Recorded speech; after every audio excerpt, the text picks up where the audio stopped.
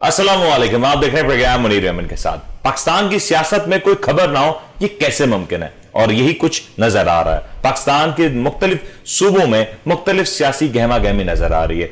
जहां कुछ अरसे पहले बलूचिस्तान की मामलात के ऊपर देखें तो काफी सारी बातें हो रही थी और वहां पे सीएम पंजाब के हवाले, सीएम बलूचिस्तान के हवाले से बात हो रही है कि किसी वक्त भी सीएम बलूचिस्तान की छुट्टी हो सकती है और सीएम बलूचिस्तान के लिए मुश्किलात बढ़ सकती हैं।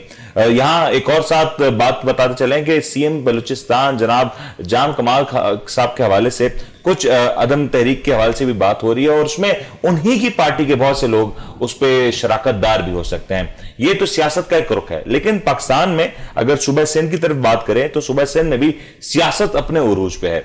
अगर गुज़िश्ता 24 से 48 घंटों की बात करें तो एक जानिब आगा सिराज दुरानी साहब जो कि स्पीकर हैं सिंध असेंबली के, उनके हवाले से जो कुछ कल मनाजिर टेलीविजन स्क्रीन पे रिकॉर्ड हुए और आज अलसुब जनाब आसिफ अली जरदारी साहब की जो इस तरीके से एहतसाब अदालत में पेशी हुई, ये बात तो बता रही है कि पाकिस्तान में सियासी गहमा गहमी उरूज पे है। लेकिन ये जो भी सियासी खेल हो रहा है इसकी डोर आकर किसके हाथ में है? क्योंकि ये डोरें अगर सुलझती हुई नजर ना आई तो पाकिस्तान में आगे चल के सियासत का मैदान मजीद गर्म होता हुआ नजर आएगा। इसी के ऊपर आज बात करेंगे और बात करेंगे कि कुछ इंटरनेशनल जरीदों के हवाले से, रिसर्च एनालिस्ट के हवाले से इस बात का इशारा दिया जा रहा है कि वजीर आजम इमरान खान साहब के पास एक और सुनहरी मौका है कि वो आने वाले इलेक्शंस में अपनी मुद्दत वजीर आजम की जो मुद्दत है उसको दुगना कर दें और एक बार फिर वजीर आजम के ओहदे पे फाइज हो जाएं। और इसमें क्या कुछ होगा, क्या कौन इसमें बेनिफिशियरी होगा, किसकी वजह से हो सकता है, इसके ऊपर बात करने के लिए आज हमारे साथ स्टूडियोज में मौजूद हैं जनाब जहांगीर सैयद साहब, सीनियर एनालिस्ट तज्जियाकार हमारे साथ स्टूडियो में मौजूद हैं। इनसे जरा जानेंगे कि जो सियासी पारा है वो क्यों चढ़ रहा है। जहांगीर साहब अस्सलाम वालेकुम। वालेकुम अस्सलाम, बहुत शुक्रिया आपका कि आपने मेरे प्रोग्राम में शामिल रखा है। आपका जो सवाल है कि ये जो सूरत हाल है, ये जो सूबों की सियासत है जो हलचल हो गई है, ये क्या है? बिल्कुल यही सवाल है। और एक सवाल ये भी है जहांगीर साहब कि अक्सर जब 3-3.5 साल जब कोई भी हुकूमत पूरे कर लेती है तो उसके बाद तो जो सिटिंग गवर्नमेंट है प्रेशर उसके ऊपर होना चाहिए। लेकिन यहां जो सियासत का रुख है, सियासत का जो महवर है वो सूबों की हुकूमतें बनी हुई है, ना कि वफाक की। ये कौन सा सियासी खेल हो रहा है?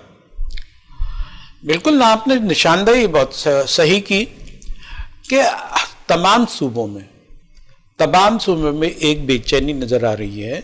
बलूचिस्तान को देखें, वजीर आला के खिलाफ तहरीकें आ रही है कि वो जो है उनको सीट से डी सीट कर दिया जाए। और दूसरी बात ये है कि यहाँ पीपल्स पार्टी है का होल्ड है। यहाँ आगा सिराज दुरानी को की भी जो है बेल रिजेक्ट कर दी गई थी और फ़ौरन ही उनके घर पे पहुंचा गया, नैब वाले पहुंच गए और वो जिनको गिरफ्तार करना चाहते थे लेकिन एक सिक्योरिटी लेयर वहां कायम कर दी गई जिसलिए उनके घर पे नहीं जा सके। वो भी एक बड़ा तमाशा था, मीडिया पे चल रहा था। नैब वालों की, हुकूमत वालों की बड़ी बेइज्जती हो रही थी कि वो एक को पकड़ने आए लेकिन पकड़ नहीं सकते। दूसरी तरफ ये था कि आगा सिराज दुरानी का इंतखाब किया गया है। आज की खबर आप बता रहे हैं कि आसिफ अली जरदारी को भी एहतसाब अदालत में बुला लिया गया और दोनों मामला जहांगीर से बड़े इंटरेस्टिंग है कि दोनों मामला करप्शन के ऊपर बात हो रही है। अगर आगा सिराज दुरानी साहब का मैं केस बता दूं तो हाई कोर्ट ने इनकी जो बेल है उसको रिजेक्ट किया, जबकि आगा साहब को पहले भी अरेस्ट किया जा चुका था और पिछले साल आगा साहब को जब अरेस्ट किया गया तो उसके बाद उनको बेल मिल गई। लेकिन जो एक असल मैटर है वो ये है कि असासे बढ़ गए आगा सिराज दुरानी साहब के और ये एक बड़ा कंसर्निंग मैटर है, अलार्मिंग मैटर है।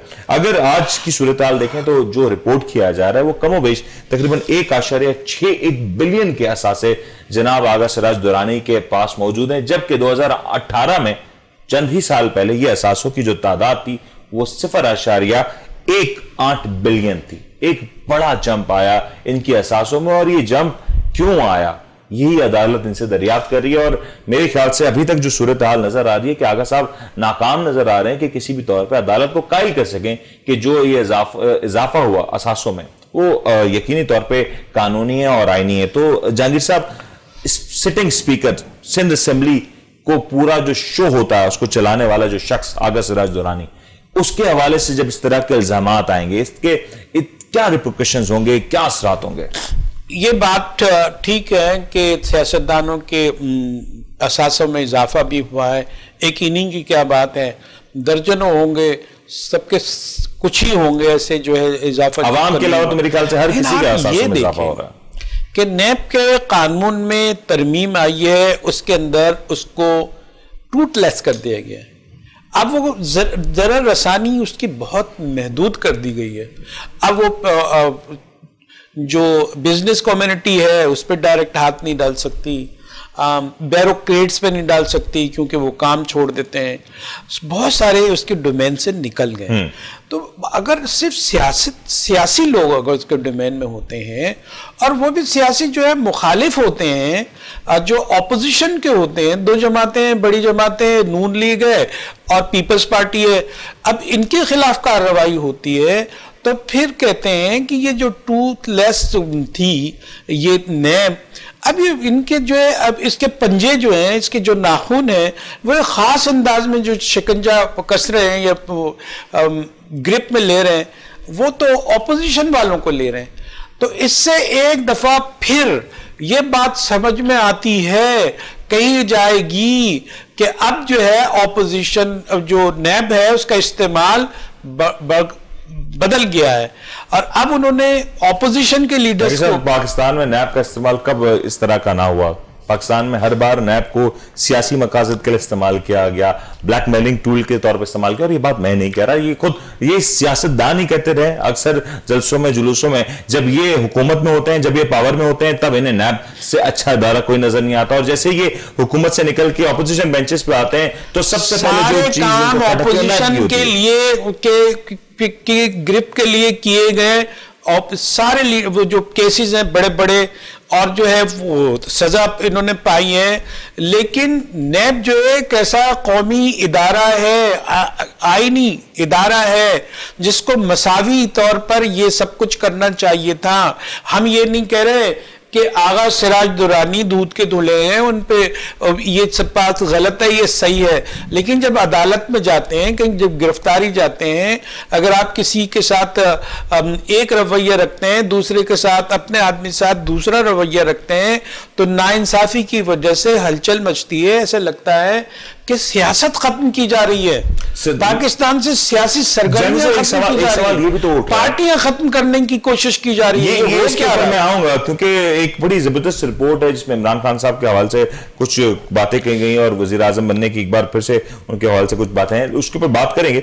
लेकिन एक चीज बड़ी इंपॉर्टेंट जहांगीर साहब, आप अगर आगा सिराज दुरानी साहब को देखें तो वो ऐसी शख्सियत तो नहीं है कि वो कहीं छुपे बैठे हों, वो ऐसी शख्सियत तो नहीं है जो पूरे साल आपको कहीं नजर ना आए हो, कभी मंजर आम पे ना आए हो, खामोशी से बिल्कुल कोई कार्रवाई कर दी और उसका किसी को खबर ना हुई।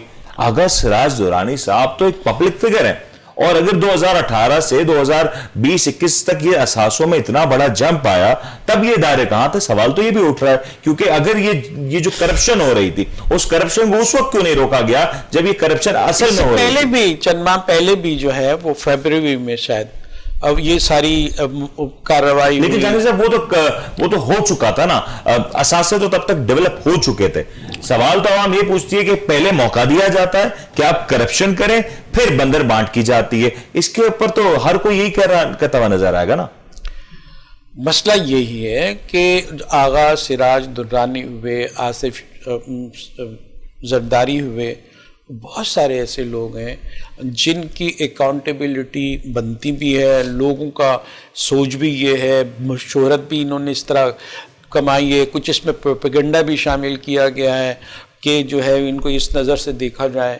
ये सारी चीज़ें ज़रूर अकाउंटेबिलिटी होनी चाहिए, इसका इनकार नहीं है, नैब करे या दूसरे इदारे करें, लेकिन मुनसिफाना जब होगा, लोग जो हुकूमत की क्रेडिबिलिटी जब बढ़ेगी, हुकूमती इदारों की, ममलिकत के इदारों की क्रेडिबिलिटी जब पड़ेगी जो कि जो है अपने और पराये की तकसीम के बगैर हो।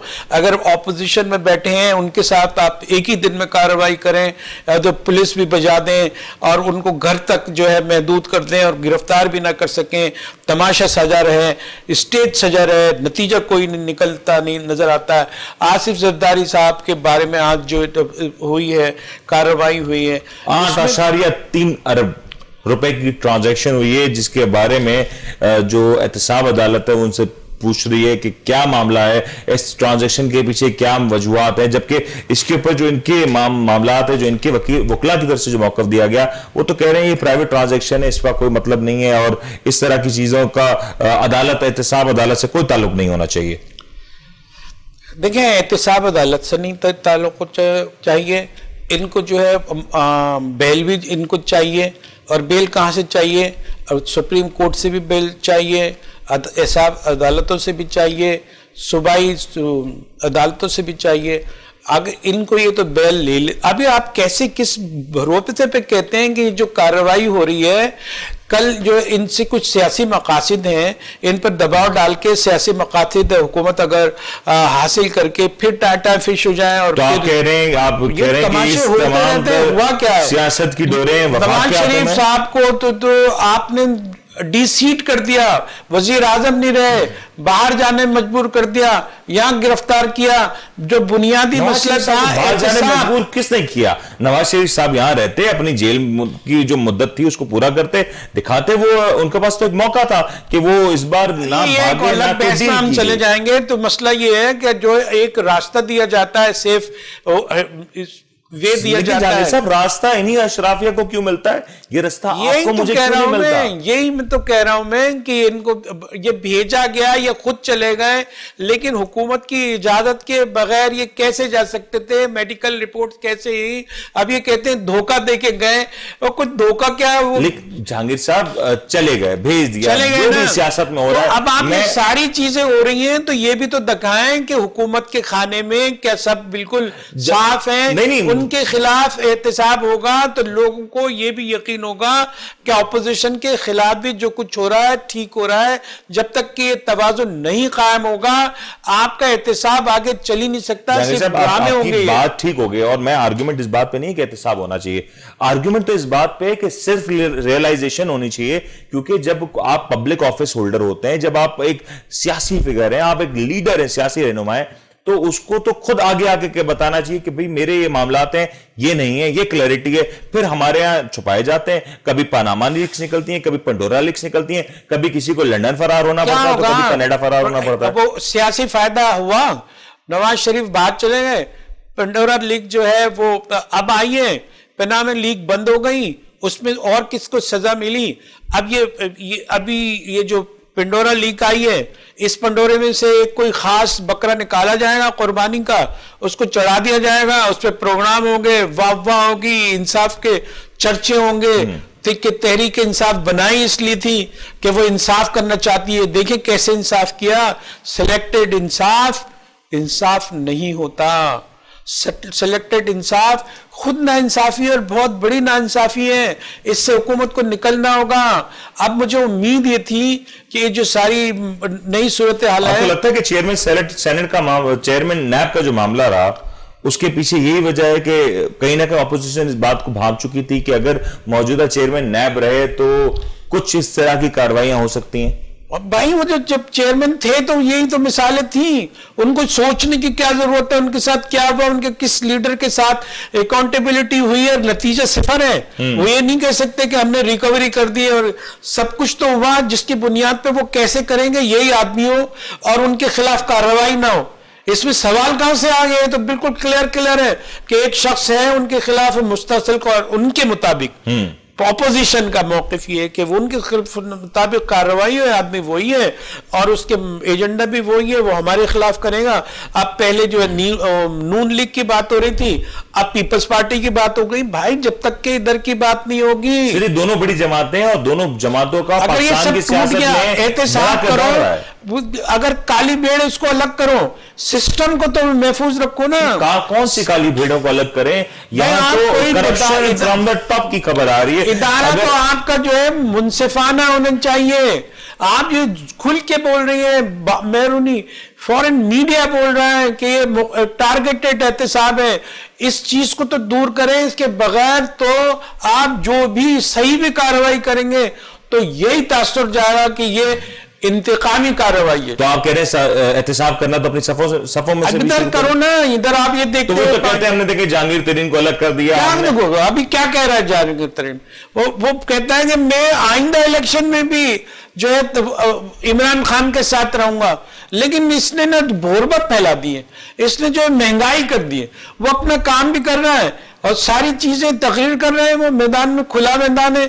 अगर वो महंगाई उनकी वजह से, वो कहते हैं कि महंगाई तो ये है कि आपने बाहर भेजा था, आप जो ना इंपोर्ट कर लेते उसी को, ये बाहर ये भेजें, चीनी को बाहर ये बेचे, आटे को बाहर ये बेचे, हमारे यहां से जो कैद की सूरत हाल हो जाए, फिर कहें कि सही स्ट्रेटेजी ये तो ये थी कि वहां से महंगे दामों में आप खरीद लेते। वैसे ये भी आपने बड़ा जबरदस्त पॉइंट है, क्योंकि उस वक्त जब चीनी एक्सपोर्ट होती गई, मैं ब्रेक पे जाऊंगा इसके बाद, कि जब एक्सपोर्ट की गई तब पाकिस्तान में जो चीनी की जो कीमतें थी उसमें इजाफा हुआ।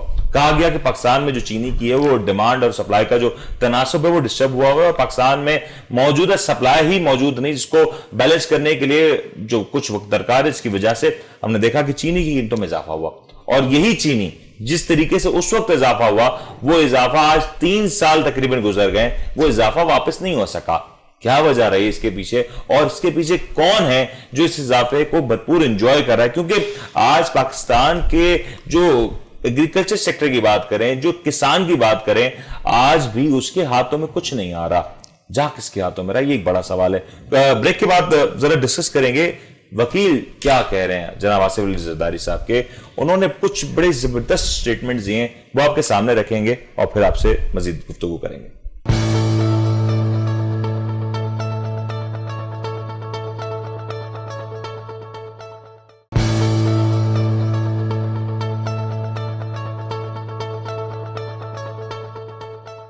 वेलकम बैक जी। अभी हम जिक्र कर रहे हैं आजकल पाकिस्तान की सियासत में जो कुछ हो रहा है, इसके हवाले से बड़ी तब्दीलियां आ रही हैं, बहुत सी खबरें आ रही हैं और बड़े बड़े नाम अब इसमें निकल के सामने आ रहे हैं। कुछ अर्से पहले, 2 हफ्ते पहले तो बात हो रही थी कि पंडोरा लीक्स में जो कुछ आएगा वो पाकिस्तान की सियासत में कुछ हलचल मचा सकता है, लेकिन उस तरीके के उसके असरात नजर नहीं आए। लेकिन इस वक्त अगर देखें तो नैब एक्टिव होती हुई नजर आ रही है, जहां एक तरफ पहले चेयरमैन नैब का जो मामला था वो बड़े मामला मुश्किलात में पड़ा हुआ था और अब जो सूरत हाल है वो दूसरी जानिब शिफ्ट होती हुई नजर आ रही है।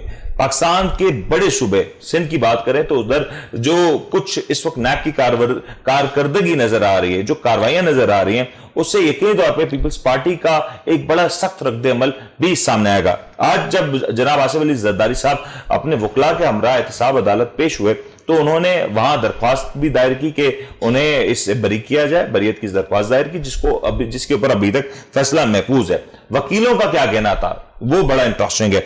वकीलों का कि जो आसिफ अली जरदारी साहब के जो वकला वहां पेश हुए, उनका कहना था कि मशकूक ट्रांजैक्शन केस निजी डील है, नैब के दायरा इख्तियार में ये डील नहीं आती और उसके अंदर जो भी ट्रांजैक्शन है यानी कि वो नैब का उसके ऊपर कोई किरदार नहीं।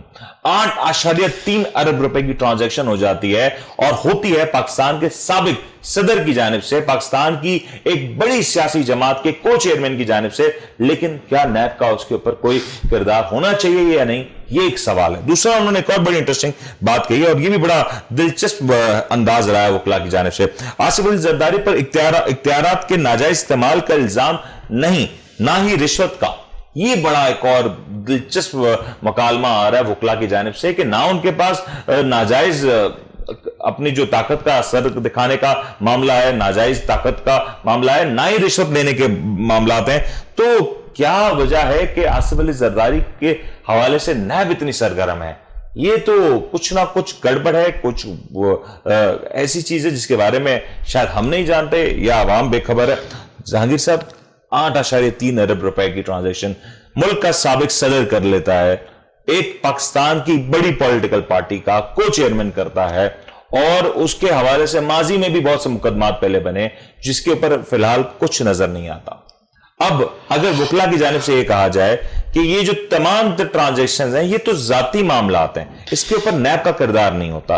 अगर वकला की जानिब से कहा जाए कि ये जो तमाम मामलात हैं इसमें ना ही इख्तियारात का नाजायज इस्तेमाल है, ना ही रिश्वत लेने के मामलात हैं, अभी तो केस बना नहीं है, तो बुकला कैसे कह सकते हैं कि ना इसमें नाजायज मामला है, नाजायज इख्तियारात का मामला है, और ना ही इसमें रिश्वत की बात है? ये अभी से बुकला कैसे डिटरमाइन? भाई यही तो तमाशा है। नैब के कानून में जो तरमीम की गई है उसकी जुरिस्डिक्शन बिल्कुल बदल के रह गई है। इसमें भी कई सदाकत है कि आप इनका तो जो डोमेन है वो तो एफबीआर है। एफबीआर के पास मनी ट्रायल आती है। एफबीआर जो है उनके अकाउंट्स को देखता है, वो अकाउंट्स भी मांग सकता है, वो ये भी देख सकता है कि बैरूनी ममालिक में जो कहां पैसे भेजे गए। आपने डिपार्टमेंट को मखसूस कर दिया है, तो ये सवाल तो उठेगा कि आप तो कह रहे हैं कि ये ठीक है, इन्होंने क्या किया है कि सियासतदानों तक ये महदूद रखा है। सियासतदानों की तलवार नैब की चलेगी, एफबीआर की चलेगी, एफआईए की चलेगी, एंटी करप्शन की चलेगी, सबकी चलेगी। लेकिन अगर ताजिर हैं आप, तो आप कमा के देखते हैं हुकूमत को, तो उनको अलग कर दिया गया है। और जो ब्यूरोक्रेट्स है, ब्यूरोक्रेसी में का मसला ये है कि वो तो बोलती है, हम काम ही नहीं करते हैं, हमें तो नैब का डर है। उसके भी जो है वो दांत निकाल लिए गए, उसके लिए भी वो भी महफूज हो गई है। अब ये रह गए, और ये जाहिर है कि इससे इख्तिदार की जो देहरबुन है इससे वाबिस्ता है, इनकी इख्तिदार की जो सियासत है इससे वाबिस्ता है। लिहाजा इनको, मैं ये नहीं कह रहा हूं कि गलत है, ये सही है, लेकिन आपने तरमीमी इसी तमाशा पैदा करने के लिए तो आप कह रहे हैं कि जो वकला है वो नैब के जो कानूनी ढांचा है उसका फायदा उठा रहे हैं। नहीं, अमेंडमेंट आपने किए ना, कल पहले फैसला आ गया नैब का कि हमारी जुरिस्डिक्शन में नहीं है, ये तो एफबीआई इंक्वायरी करेगा। अच्छा, अभी हर एक कोई कहेगा ना अपने हक में, बिल्कुल ठीक है, जिसका वकील हो वो तो वही देगा ना। कवानीन को अपने अंदाज में इंटरप्रेट करना हर कोई करता है, अंदाज में इंटरप्रेट। आपने जो है ना तरमीम की है बाकायदा, ठीक हो गया, तरमीम आपकी तरफ से आ गई। लेकिन सवाल मेरा ये बन रहा है कि जनाब आसिफ अली जरदारी, मुल्क का इतना बड़ा नाम, पाकिस्तान की सियासत में इतना बड़ा नाम, सियासी जमात के को चेयरमैन, क्या उन्हें यह बात नहीं कहनी चाहिए थी कि अगर कोई इल्जाम है, कोई जाती डील भी है, तो उसका डील की वजूहात, ट्रांजैक्शंस डिटेल्स बता देते और ये मामला बिल्कुल क्लियर हो जाता, बरियत हो जाती, क्लैरिटी के साथ वो क्लीन चिट लेकर हासिल करते। यहां तो बजाय नजर आ रहा है कि ये तो डिलिंग टैक्टिक्स है, और अगर कहीं कोई काम गलत नहीं है तो डिलिंग टैक्टिक्स की जरूरत किस बात की है? भाई देखिए, मसला ये है कि इंसाफ अपने जात से शुरू होता है। अगर ये वजीर आजम की पार्टी में इंतसाफ इतनी ही शफ़ाफ़ी से होता तो ये कह सकते थे, अदालतों को ये बोल सकते थे, इनके वकील बात कर सकते थे। वो तो कहते हैं कि भाई हमारे ये वजीर आजम का कब नाम आया तो वो भी आ गए, पहले आए, पहले के वजीर आजम अदालतों में आए, खींचे। लेकिन जब आप वो माहौल करेंगे तब आपको ज़ेब देता है। क्या आप कहेंगे यार आपने ना के मनी ट्रायल क्यों नहीं दी, आपने जवाब क्यों नहीं दिया?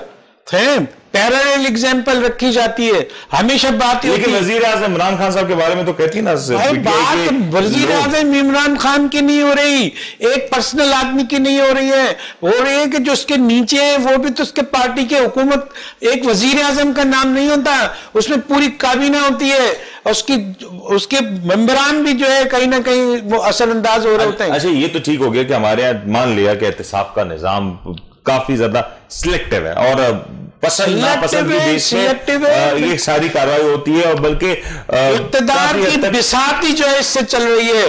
इसको जब उलट दो, किसी की गोट जो है ना घोड़ा आगे कर दो, प्यादा पीछे कर दो, ये शतरंज की बाजी लगी हुई है, अपने अपने हिसाब से खेली जा रही है, वो एक खास अंदाज में खेली जा रही है, तो रिजल्ट भी खास आएगा। अच्छा, एक और रिजल्ट की आपने जब बात की, बड़ा इंटरेस्टिंग मामला है कि आसिफ अली जरदारी साहब के ऊपर मुकदमा तो पहले भी बने, पाकिस्तान की अशराफियत में बहुत से लोगों के ऊपर मुकदमात बने, लेकिन आज तक रिकवरी कुछ नहीं हो सकी। जहां रिकवरी की बात आती है तो कहा जाता है कि कवानीन को इतने खूबसूरत अंदाज में क्यों अचानक रिलैक्स्ड हो जाते हैं, क्यों जो है इनको जो है बेल भी मिल जाती है, यही पूछ रहा हूं, क्यों इनको डिले टैक्टिक्स का फायदा उठाने का मौका मिलता है? ये जो झोल है ना, कहीं कानूनी झोल है, कहीं अमल दरामद में झोल है, कहीं अपने मुफादात का टकराव है, जिसकी वजह से होता है। पहले आप तो तराजू तो बराबर की होती है ना, कायम होती है वो, मतलब कहा गया है कि बिलकिस्त वो जो ना कायम होती है उसको तो कायम करें आप। एक पलड़ा कहीं जा रहा है, एक पलड़ा कहीं जा रहा है, बात इंसाफ की कर रहे हैं आप। अच्छा, एक और इसमें बड़ी जबरदस्त आर्ग्यूमेंट आ रही है कि जो तमाम तर काम हो रहा है वो पाकिस्तान में मौजूद मीडिया का और आवाम का ध्यान बटाने के लिए भी किया जा रहा है, क्योंकि अगर मुल्क में मौजूदा सूरत हाल देखें तो इकोनॉमी का जहां पे एक बड़ा चैलेंज हुकूमत के लिए बनता हुआ नजर आ रहा है, तो वहां पे आम आवाम महंगाई को लेकर बहुत परेशान है। इनफैक्ट आज ही जब मैं स्टूडियो आ रहा था तो मुझे एक साहब मिले, उन्होंने कहा कि मुनीर साहब अपने प्रोग्राम में बात जरूर कीजिएगा, आटा बहुत महंगा हो गया। उन्होंने कहा अंडे बहुत महंगे हो गए। आज से 2 साल पहले उनकी जो तनख्वाह थी वो उतनी है, लेकिन आटा भी महंगा, अंडे भी महंगे, और खाने पीने की कोई अशिया ऐसी नहीं है जिसके ऊपर इजाफा ना हो, बल्कि दुगने दाम ना हो गई हो। सर ये तो इंतहा है, सर ये तो जुल्म है। बल्कि मैं आपको बताता चलूं कि जो दूध की कीमतें हैं उसमें भी बहुत बड़ा इजाफा हो रहा है, और उसमें कोई कहने वाला नहीं, कोई पूछने वाला नहीं, सब खामोश है। सर एक शायर से मैंने इंटरव्यू के दौरान पूछा कि चांद देख के आपकी क्या कैफियत पैदा होती है? बोला आज तक तो सूखी रोटी देख के चांद की सूरत नजर आती है। मेरे लिए तो सूखी रोटी इतनी अहम हो गई है, मैं शायरी जो है अब वो एस्थेटिक सेंस के साथ नहीं कर पाता, जमालियात को नहीं देख पाता किसी चीज में। एक अंधेर नगरी है, चौपट राज है, इसमें आप किस शायरी की बात करें? वो जो आप जिस आदमी ने आपको बताया वो भूख होगा तो वो पेट से सोचेगा ना, आपसे यही कहेगा। आप 10,000 बातें कर लो उससे, वो यही कहेगा यार वो रोटी की बात कर लो, अरे आटे की बात कर लो यार, अरे चीनी नहीं मिल रही यार, मैं क्या करूं, दवाइयां नहीं मिल रही यार। आप उससे कुछ भी किसी से पूछो ना, एक ही बात करता है यार। मैं जब फिर जब हम रोड शोज कर रहे होते हैं तो आवाम कोई इस बात ना सुनने के लिए तैयार है, ना कुछ समझने के लिए तैयार है। आवाम के वही बेसिक सवाल है कि उनकी जो रोटी महंगी हो गई है वो किस तरीके से सस्ती हो सकती है, क्या वो सस्ती भी हो सकती है? क्योंकि एक खौफ अब लोगों के जहनों में यह है कि जो कीमतें बढ़ चुकी हैं शायद ये अब कभी वापस ना आए, और पाकिस्तान में माजी में जो चीज की कीमत एक दफा बढ़ जाए वो वापस लौट के आती ही नहीं है, और यही खदशा है सर अवाम का। देखें 3 किस्म के लोग होते हैं दुनिया में, एक पेट से सोचते हैं, एक सीने से सोचते हैं, एक दिमाग से सोचते हैं। पेट वाले जो गरीब अवाम होते हैं, जो महकूर होते हैं, मजलूम होते हैं, उनका मसला जब भी आप कहेंगे ना उनको रोटी याद आएगी, उनके बच्चे होते हैं, क्या जुल्म होता है। ये जो बहादुर किस्म के होते हैं, ये जो वो फौज में होते हैं, दिफाई निज़ाम में होते हैं, चीज़ें होते हैं, पुलिस होते हैं, ये मुतमव्विल होते हैं, इतने ज्यादा नहीं होते हैं। इनको भी जो है यहाँ का ख्याल कमी होता है, जो भी ना, इनको तो अपनी जान मार करो, इज्जत से रहो। और यहाँ के जो लोग होते हैं उनका काम होता है कि वो मुफाद को देखे, पेट वालों को देखे, जुर्रत वालों को देखे, उनका काम होता है। वो अपनी पता नहीं किस मस्ती में, उनका दिमाग किस खुमार में, कौन सी उनको सोने की रोटी मिल रही है कि उनको ये नजर ही नहीं आ रही है कि क्या है। अभी हमारे देखें एक तहरीक इंसाफ के, वो क्या कहने लगे, बहुत जबरदस्त, इतना भारी उनका जिस्म, उस पर इतनी इतनी बड़ी चर्बी जमी हुई, उसमें क्या कह रहे हैं, अरे आपको जो ना 1000 आप दाने खाते हैं, 9 दाने आप कम नहीं कर सकते, और 9 दाने तुम कम करते थे तुम्हारी सेहत जो है ना तवाजुन में आ जाती। आपको मैं बड़ी इंटरेस्टिंग कमेंट बताता हूं। मैं भी एक रोड शो कर रहा था और उसमें मुझे जो बड़ा इंटरेस्टिंग कमेंट आया, मैंने जब लोगों से सवाल किया, उन्होंने उनसे जब पूछा कि आपको लगता है कि नैब की जो कार्रवाई हो रही है इस पर कुछ हो सकेगा, लोगों का जो रिएक्शन था कि उन्होंने कहा कि ये जितने भी हुकूमती सरकारी इदारे हैं इनको बंद कर दिया जाए, अगर इनको बंद कर दें तो शायद हमारे मुल्क से करप्शन खत्म हो जाए। सर ये कितना बड़ा एक अलमिया है हमारे मुल्क का। फिर एक और बात भी आई कि इनकी जो तनख्वाहें जो बचती है ना, ये जो एक भरमार है फंड्स का इजरा किया जाता है, फिर इनकी ट्रैवलिंग पे, इनके दीगर मामलात के ऊपर जो रिसोर्सेज मुल्क की लगाई जाती हैं, अगर वो किसी गरीब आवाम पे लगा दी जाए तो जो बच्चा जो बचपन में उसको उसी वक्त जरूरत नहीं पड़ेगी कि ना वो डाका डालेगा, ना वो चोरी करेगा, और ना वो बड़ा होकर बड़ी करप्शन करेगा। सर अवाम तो यहां पे ये सवाल करती है, अवाम को यकीन है, आप यकीन करें, अंदाजा नहीं है, अंदेशा नहीं है, यकीन है कि कुछ नहीं होने जा रहा, क्योंकि माजी में भी कुछ ना हुआ। देखें पुलिस के बारे में कहते हैं कि थाने बंद कर दो, पुलिस को फारिग कर दो, करप्शन खत्म हो जाएगी, क्योंकि सबसे ज्यादा करप्शन में यही होते हैं। अगर जब आप आते हैं ये पार्लियामेंटेरियन की, ये सियासी लोगों की, जब उनकी तरक्कियां देते हैं, जब उनकी मिनिस्ट्रियल देखते हैं और वो में नजर आती हैं, और यहाँ जो है आपके चंद रुपए रोटी खाने के नहीं होते हैं, वो कहते हैं कि काश के ये जो ना, काश के ये मर जाएं, तबाह हो जाए, बर्बाद होता है, बद्दुआएं देने लगते हैं। अब इनको भी खत्म कर दो।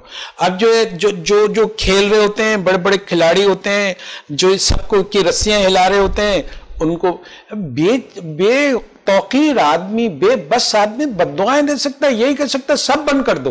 अरे सब बंद करने का नतीजा क्या होगा? खुद भी रहेगा वो। ये उसका हल नहीं है, लेकिन जस्टिफिकेशन उसका हल है। हर बात का हल इंसाफ में है, और सबसे ज्यादा जो है निशाना बना है वो इंसाफ बना। यहां तो इंसाफ है ही नहीं, किसी चीज में इंसाफ नहीं है। निजाम अदल हमारे मुल्क में बेहतर हो सकता है? निजाम नहीं लगा, सिर्फ अदल कह दो, पता नहीं किस चीज का नाम है। निजाम तो प्रोड्यूस करता है यार, निजाम कहते हैं इस बात को। ये निजाम है, निजाम तो बिगड़ा हुआ भी मुनज्जम होता है। निजाम बड़ा बिगड़ा हो गया तो उसमें तंजीम नहीं है, उसमें ऑर्गेनाइजेशन नहीं है, वो बिखरी हुई चीज है, वो कुछ भी नतीजा पैदा कर सकती है, कुछ भी नतीजा पैदा कर सकती है। लेकिन फिलहाल तो यार किसी किस्म का नतीजा ही पैदा हो रहा। यहाँ पे आवाम के लिए मुश्किलात बढ़ रही हैं और बढ़ती हुई नजर आ रही है। मौजूदा सूरत हाल में आवाम को शायद किसी बात से दिलचस्पी नहीं कि नैब क्या कर रही है, अदालतों में क्या हो रहा है। उजैर बलोच साहब कहाँ है, ये बड़ा सवाल है।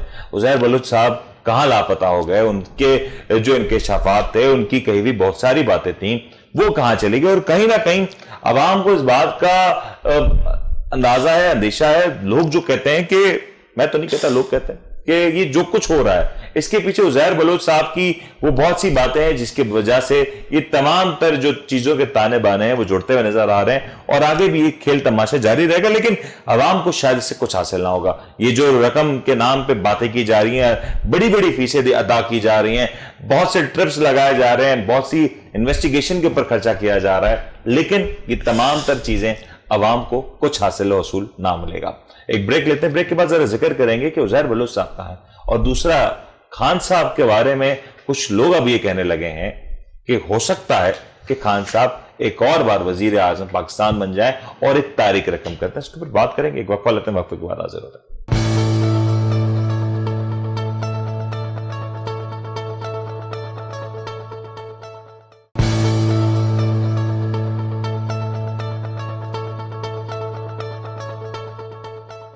वेलकम बैक जी। अभी हम जिक्र कर रहे हैं कि क्या पाकिस्तान की सियासत में उतार चढ़ाव है। उजैर बलोच साहब कहाँ है?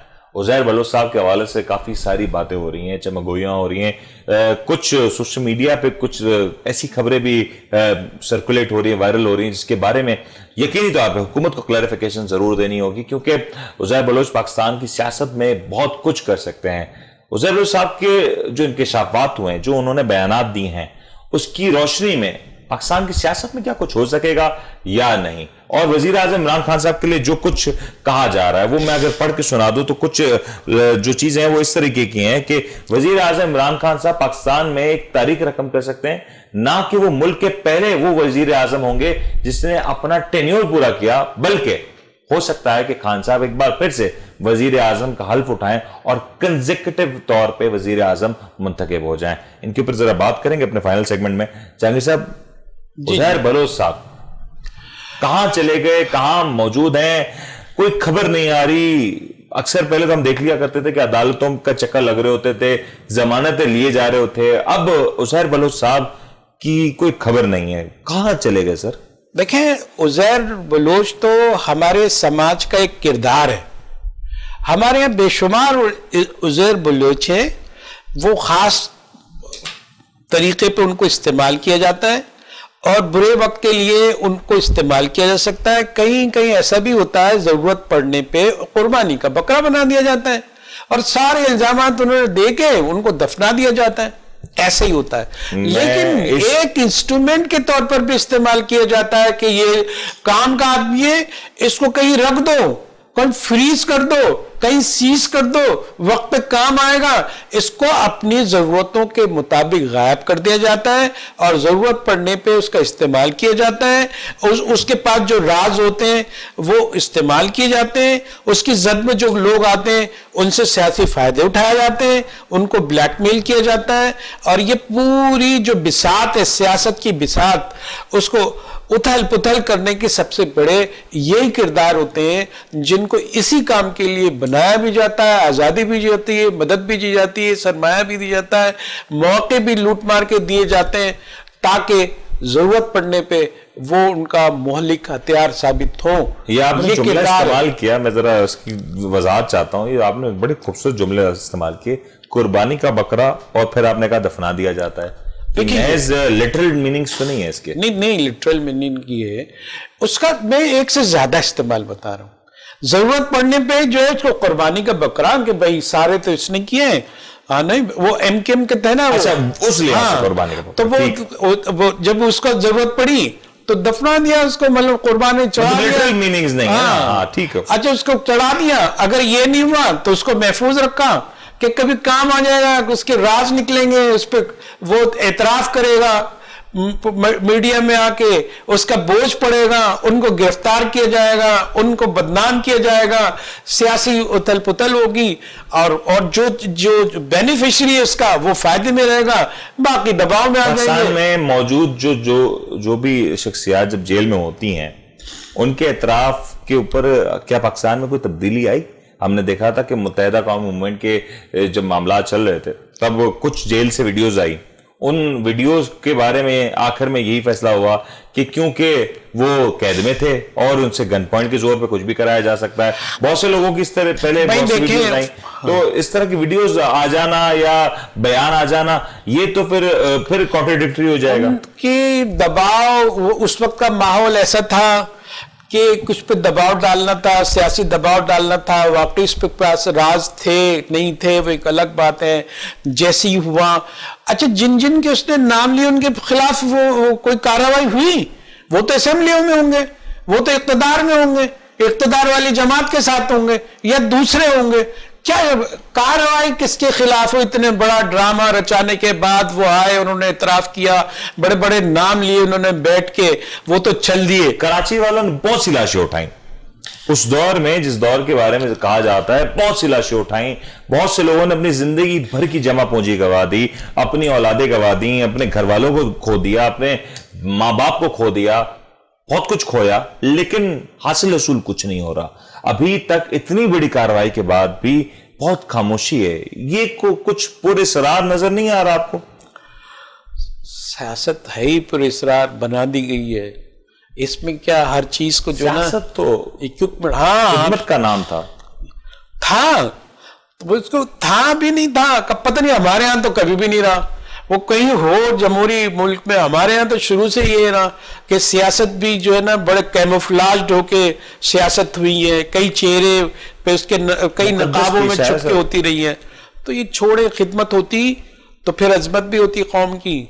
यहाँ कहाँ हम करें, कौन सी खिदमत कर दी सियासत ने और सियासत वालों ने? आप कह दें कि हमें मौका नहीं मिला, अरे मौका देते तो आप भी जो है वो कतार में लग जाते हैं और फिर अब कशकोल ले गए भैया इसमें डालते रहो। मुफाद से लोग जुड़े हुए हैं क्या? मंजर आम पे आने के कुछ इम्कान आते हैं? इम्कान तो हर वक्त होते हैं, जैसे गिवन सिचुएशन होती है कि किसके खिलाफ इस्तेमाल करना है, अचानक आके इतराफी बयान दे देते हैं, उनको फिर जेल में बंद कर देंगे और फिर वो कह देते हैं। फिर कभी हथियार उनका कोई शागिर्द आके, ऐसे किरदारों की बात कर रहा हूं, उनका शागिर्द आके फिर कोई डोमेन कायम कर देता है, फिर उनसे फायदा उठाया जाता है। ये खेल है सर, ये सियासी जराइम, सियासी मुजरिमाना जो रविश है सियासत में, उसके खेल का एक हिस्सा है। अच्छा, खेल का हिस्सा तो एक और खेल खेला जा रहा है। वजीर आजम जनाब इमरान खान साहब के हवाले से कहा जा रहा है कि मुल्क के पहले वजीर आजम होंगे। वैसे पहले शर्मिंदगी की बात है कि 74 बरस गुजर गए हमारे मुल्क को आजाद हुए, पहले वजीर आजम होंगे कि वो मुल्क का के वजीर आजम का जो टेन्योर है वो पूरा करेंगे, मुकम्मल करेंगे। एक और बात कही जा रही है जहांगीर साहब कि ये टेन्योर एक्सटेंड भी हो सकता है, यानी कि वो एक बार फिर से वजीर आजम के तौर पर मुंतखब हो सकते हैं और इसके पीछे बहुत से मामलात हैं। अच्छा, कुछ बाशऊर लोगों से, कुछ बावसूख जराए से, कुछ खबर रखने वाले लोगों से जब मैंने बात की कि क्या वजह हो सकती है कि खान साहब एक बार फिर से वजीर आजम आ जाए, तो कहना तो यही है कि बेशतर लोगों का, मेरा नहीं, बेशतर लोगों का, कि हो सकता है कि खान साहब वजीर आजम बन जाए, लेकिन अगर खान साहब वजीर आजम बन जाते हैं तो उसमें खान साहब की कामयाबी तो नहीं है, क्योंकि खान साहब अपनी परफॉर्मेंस को लेके शायद दोबारा मुंतखब ना हो, लेकिन मुल्क में जो मौजूदा सियासी ढांचा है उसमें इतनी ज्यादा कशीदगी है, अक्सर पार्टियां बड़ी कुव्वतें टूट फूट का शिकार हैं, अक्सर हो सकता है कि अगले इंतखाबात से पहले जेल में चली जाए या मुल्क से बाहर फरार हो जाए। अब इस तरह की बातें, खबरें आ रही हैं, मैंने कुछ नहीं कहा, ये क्या इसमें कुछ सदाकत है या हो सकता है इस तरह का कुछ मामला? देखिए, पहले खान साहब की परफॉर्मेंस के बारे में बता दें कि क्या आपको लगता है कि खान साहब की परफॉर्मेंस ऐसी स्ट्रॉन्ग है? सूरत हाल आ रही है, जो नई सूरत डेवलपमेंट हो रही है, जिस तक के मुबाहिस हो रहे हैं, कभी ट्रांसफर पे भी हो रही है बात, और ये इस्टेब्लिशमेंट क्या फैसले कर रही है, उनके क्या पावर्स हैं, ये है। कभी कभी ऐसा वाकई कहीं ना कहीं लग रहा होता है कि ये जो ना सौदेबाजी में जो है वो अपना पल्ला, अपना वजन जो है बढ़ाना चाहते हैं, ताकि जो है फिर कोई प्रेशर में आए और फिर कुछ ले दे हो जाए, कुछ तुम ले लो, अब तो फिर तुम्हारी कुछ का फायदा हो जाए, कुछ मेरा फायदा हो जाए। ये सियासत का है कि कुछ लो कुछ दो, तुम भी रहो हम भी रहे, और ये जो है मुल्क यूं ही चलता रहे। खान साहब के इस वक्त सियासी मुखालफिन आपको कुछ नजर आते हैं, तगड़े मुखालफिन जो खान साहब का डट के मुकाबला कर सकें या अगली इलेक्शन कैंपेन में कुछ उखाड़ पछाड़ कर सकें? उनके वैसे मुखालफिन की तो जरूरत नहीं है, वो भी अपने बहुत बड़े मुखालिफ हैं और जिनके जो है पॉलिसी हैं, लेकिन उनके मुखालफिन तो जो है ना बहुत ही छुपे में हैं। उनकी पार्टियों में तो देखे आप छह नहीं, सब पोशीदा है, सब टैग इमरान खान का लगाए हुए, लेकिन सर हरकतें ऑपोजिशन से ज्यादा खत्म कर रहे। आप जहांगीर तरीन को देखिए, कितनी खूबसूरत गुफ्तगू है, मैं इमरान खान के साथ हूं, मुझे दूर कर दिया गया है, मैं आइंदा इलेक्शन में भी 5 साल भी इमरान के साथ रहूंगा। लेकिन ये क्या कर रहे हैं? इनसे तो हुकूमत चल नहीं रही है, ये तो नाकाम हो रही है, ये तो इसको तो आपको काबू करना पड़ेगा। ये सारी बात अंदर की मुखालफत और मजे की बात है, वो लोग बताते हैं कि भाई मुझ पर पाबंदी है, मैं मुंतखब नहीं हुआ, लेकिन 22 तो मेरे रख लो कि मेरे लोग हैं। सही ये हो गए, ये भी तो भाई अंदर की मुखालफत है ना। दूसरे हैं कि वजीर दिफा है, क्या नाम है उनका, हमारे परवेज खटक साहब, वो भी कह रहे हैं कि भाई देखें आपको हमसे टकराएंगे तो पछताएंगे, मेरे पास जो इतने 18 उनके पास हैं, तो जरा ठीक तो रहना, ज्यादा फ्री होने की जरूरत नहीं है, अपने मफादात रखो, लेकिन हमारा भी रखो कुछ फर्क। सही। अच्छा, दूसरे और भी हैं, अब वहां से जो आ रहे हैं, ये तो अंदरूनी मामला होगा ना, हमें पता है, अगर ये अंदरूनी मामला तो पाकिस्तान तहरीक इंसाफ में चल रहा है, बल्कि दूसरी जमातों में से ज्यादा कशीदा है जहांगीर साहब कि नून लीग को देखें, किसको फायदा होगा? इधर भी कशीदा है, इधर भी कशीदा है। जब कशीदा होगा तो कशीदगी से कश्मकश की वजह से कशीदगी पैदा होती है, चीजें टूट जाती है। का जो बहरान है मुल्क में वो किसी तौर पर हल होता हुआ नजर आ रहा है। क्या मरियम नवाज इस वक्त एक जी शऊर एक लीडर के तौर पे वो भर चुके हैं? बिलावल साहब, सियासत में कौन से लीडरशिप का बहरान है? जब बहरान वहां होता है जब कोई चीज होती है, उसमें इंतशार होता है। यहाँ तो अब नजर ही नहीं आता है, हुकूमत नजर नहीं आती, अपोजिशन आपस में लड़ रही है, हुकूमत में कई स्प्लिट में चल रही है। नहीं तो आप क्या ये बहरान है? अरे बहरान नहीं है, ये सूरत हाल पूरी के पूरी खराब चल रही है। अच्छा, मैं शुरू कर ले रहा हूं। तहरीक इंसाफ में सेकंड टियर की कोई लीडरशिप है जो खान साहब को कभी रिप्लेस कर सके इस वक्त मौजूद खान साहब मतलब सादा लो होंगे, सादिक अमीन होंगे, लेकिन इतने बेवकूफ नहीं है कि वो जो है ना लीडरशिप, अपनी सेकंड लीडरशिप। नवाज शरीफ साहब इंतखाबात नहीं लड़ सकते।